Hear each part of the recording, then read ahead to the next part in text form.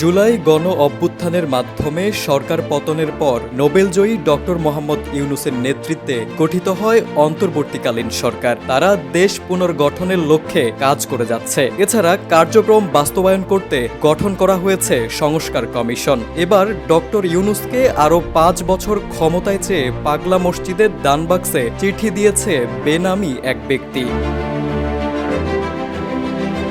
শনিবার সকাল ৭টায় পাগলা মসজিদের ১১টি দানবাক্স খোলা হয়। এদিন দানবাক্সে বেশ কয়েকটি চিরকুট পাওয়া গেছে।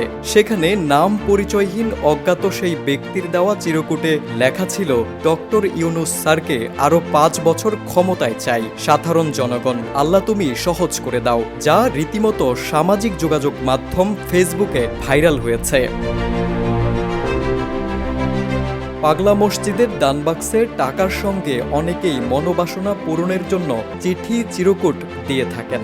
এবার দানবাক্সগুলো খুলে ২৮ বস্তা টাকা পাওয়া গেছে। মসজিদ ব্যবস্থাপনা কমিটির সদস্য এবং মাদ্রাসা ও এতিমখানার শিক্ষক শিক্ষার্থী সহ প্রায় ৪ শতাধিক জনের একটি দল টাকা গণনার কাজে অংশ নেন। পাগলা মসজিদের দান নিয়ে বরাবরই রয়েছে নানা কৌতূহল। দেশের বিভিন্ন প্রান্ত থেকে আসা মানুষজন এখানে দান করে থাকেন এবং অনেকেই বিশ্বাস করেন এই মসজিদে দান করলে মনের ইচ্ছা পূরণ হয়। এই বিশ্বাস ও ভক্তির কারণেই দিন দিন বাড়ছে দানের পরিমাণ।